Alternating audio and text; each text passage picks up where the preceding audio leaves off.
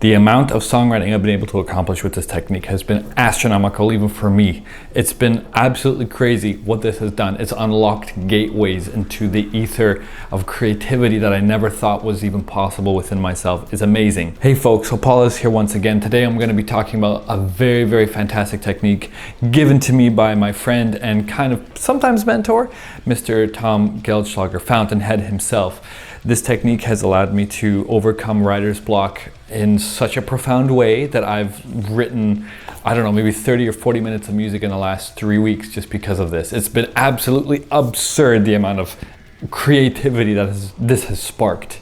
And without further ado, let's begin. So after the tour I was on recently with Nightmare across the entirety of North America, I came home and I was feeling a little bit exhausted, as one does after a tour. And the thing is that I've been ramping up to start songwriting for all of August. And why I want to do that is because I want to have a whole record ready for my band Void Star as soon as possible. And I was going to spend all of August writing music, all of September producing it, and October, November kind of getting it mixed and mastered properly. And meaning not by me, because I'm only a layman when it comes to that kind of stuff, and good enough for YouTube, but that's basically it. So I was experiencing this massive block and I just didn't know who to turn to in one moment, because I just would sit with my guitar at the computer and put in the time and nothing would come out, or I just would not be satisfied. I tried changing up what I was eating when I was waking up, when I was going to sleep, when I would do the work basically, and nothing was really working. But I always found myself improvising, and that was a really beneficial thing, because improvising kind of allows me to just delve into this creative mode that's not really anything other than using my ears basically. It's a really fascinating thing. Improvisation is really important for me. And then I decided, who do I know that has probably dealt with something like this before? Fountainhead. So the first thing I did when I messaged him was like, dude, can I ask you for some advice? Can I bug you and take some of your time, my friend? And he was very generous, basically. I sat down and we had a little video session, and if you are interested in taking a kind of like a lesson from him, I know that he does that. So like, do this. This is definitely from one guitar teacher and mentor to another. Like, this guy is amazing. So here's what he had me do. Instead of looking at improvisation as this kind of creative vastness and this kind of far away thing, he told me, react to music that I already enjoy. React to things that I'm already responding to. I feel the most electric when I'm in the room with a drummer that is able to hit really hard on that snare and to blast and to come up with cool grooves. I'm immediately in a writing mode when that happens. And the only way for me to get that in a bedroom environment is actually to listen to like a favorite death metal song, or in this strange case, a favorite synthwave song. So I would listen to a Carpenter Brute song called Looking for Tracy Tzu. And I wrote this little lead for it like, I don't know, a year and a half ago. I really love this song, the way that it moves, and this lead is really, really fun to play over top of it. So I decided, okay, I'll just start from there, from this kind of quasi-inspired point of view. And I tried it and I recorded the lead, and I'm like, well, what would the rhythm be, you know? And instead of having the song from Carpenter Brute playing, I removed it in my DAW, and all that was remaining was the lead. So I started to write riffs underneath this melody, and within about an hour and a half, I had 3.5, 4 minutes of music, when beforehand I wasn't writing anything.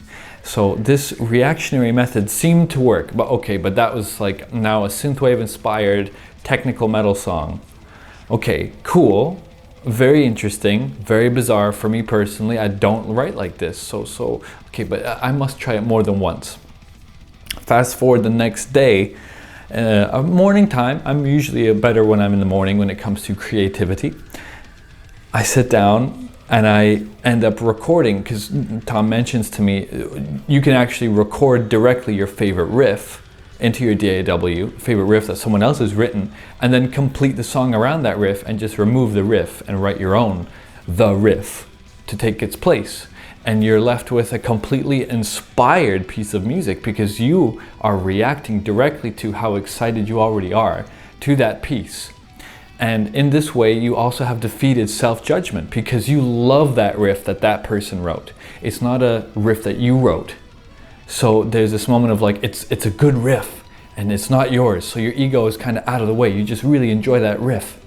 And then as you're filling out the rest of the song, you can go back and, of course, like I said before, you remove the riff from the DAW. This isn't about stealing, all right? This is not about stealing or plagiarization. There is a line, of course, with everything.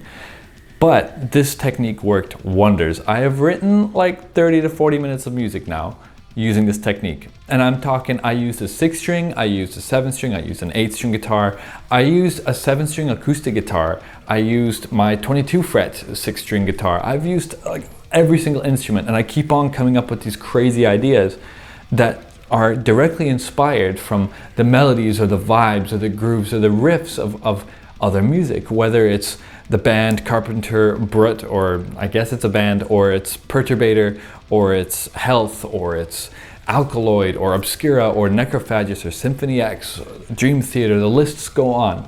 My influences definitely can be worn on my sleeve like this, but I know when to take that away. I know when I'm getting too close, and I feel like as a songwriter in the first place, you know when you're imitating a little bit too much, and there's again that fine line, and you have to ask yourself, am I ripping this off, or am I responding and reacting to this piece of music in a way that's inspired, in a way that's unique to my own self?